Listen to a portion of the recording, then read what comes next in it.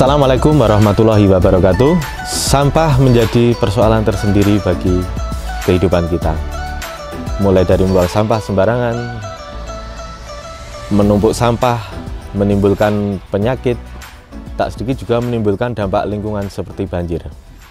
Namun, sampah di tangan orang yang profesional, di tangan orang yang peduli, sampah akan menjadi nilai lebih. Sampah akan menjadi menghasilkan ekonomi yang bermanfaat bagi masyarakat dan sekitarnya.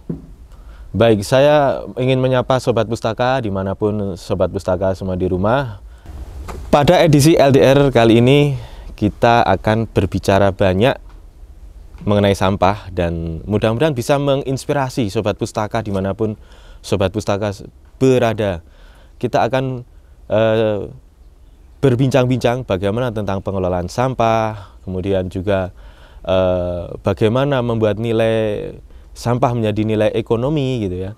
Kita sekarang sudah berada di kelompok pengelola sampah Sedekah Sampah Sidorukun, Glagah Malang, Cangkringan ya Bu ya, Cangkringan Kabupaten Sleman, dan kita sudah bersama narasumber atau inspirator kita, yaitu seorang ibu-ibu yang luar biasa yang mengelola sampah menjadi bernilai guna lebih dan tidak hanya sekedar menjadi barang yang menjijikkan gitu ya Bu ya. Kita sudah bersama Ibu Margianti. Beliau ini adalah ketua kelompok Sedekah Sampah Sidorukun Glagah Malang Cangkringan ya Bu ya. Yeah.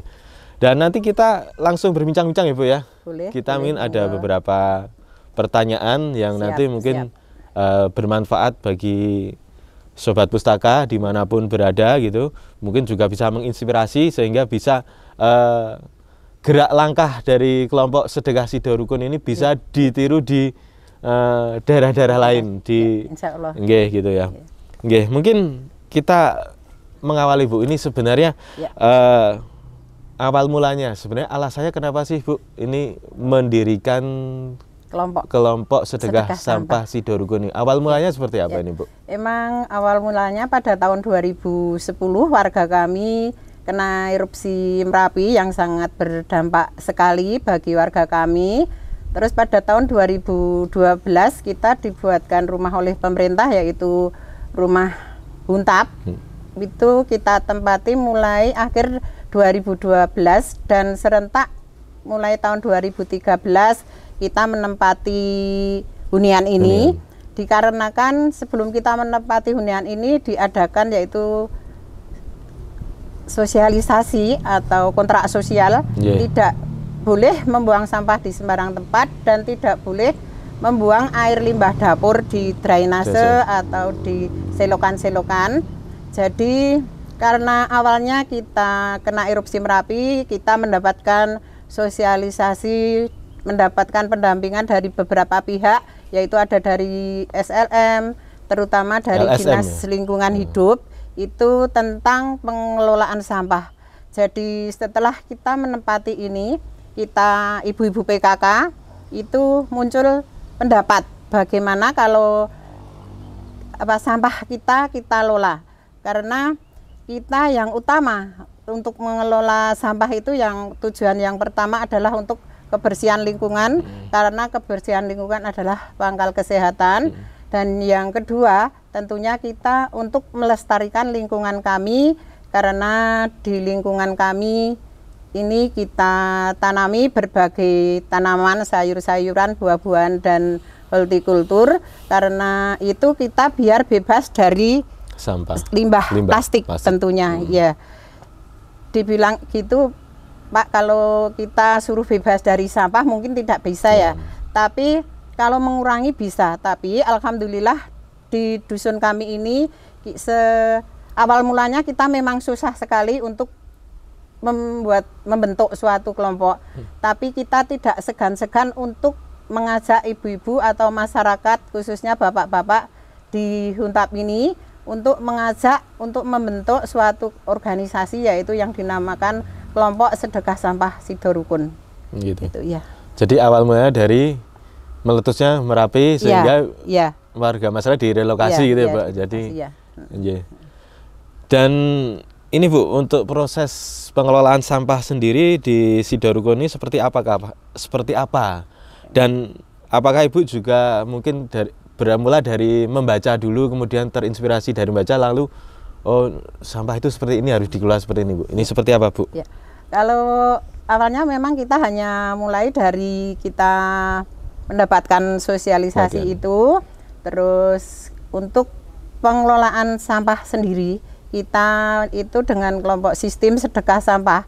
Karena kalau kita mau pakai sistem yang bank sampah, kita awalnya memang kerepotan untuk mencatatnya, karena kita kalau bank sampah kan setor harus dicatat dan harus tertib administrasi, walaupun kita juga sekarang sudah mulai tertib administrasi. Kalau sedekah itu awal mulanya dari warga, itu pilah di rumah, dan kita pengurus mengambil dari rumah itu setiap hari Rabu mengambil keliling. Pengurus kita keliling mengambil sampah, tapi lama-kelamaan karena kita di sini dikatakan berhasil untuk mengelola sampah, terus sekarang dari warga itu kita sudah tidak mengambil dari warga-warga, dan warga sendiri sudah naruh sampahnya di TPS ya. Jadi kita pengurus hanya mengelola. Dan alhamdulillah anggota kami yang awalnya 10 orang sekarang sudah hampir 20 orang.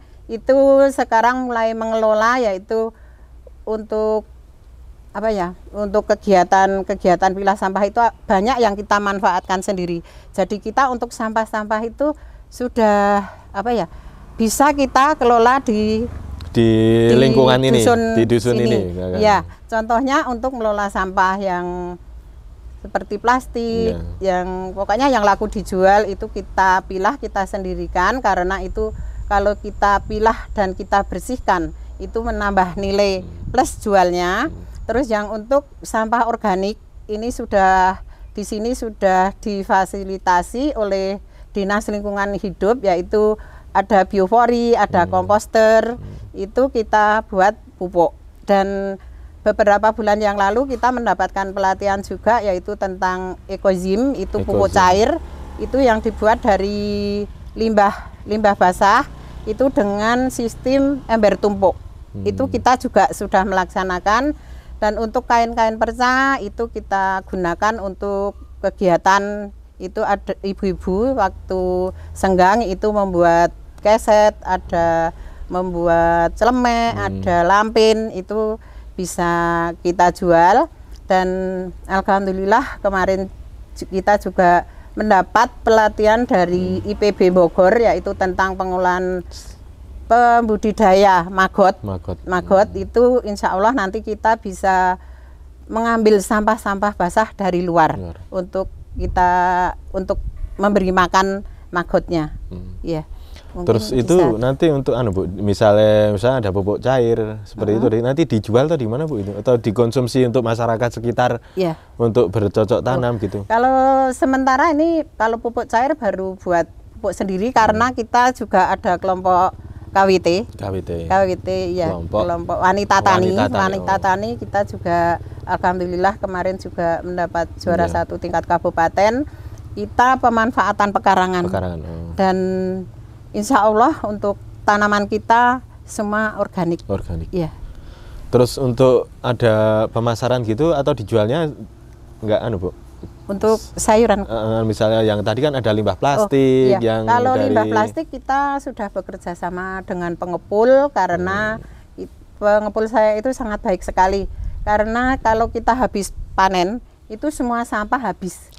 Terutama yang kami di sini membuat riskan itu yang beling dari gelas itu pun laku dijual. Dan setelah panen kita di TPS itu bersih sekali, ya.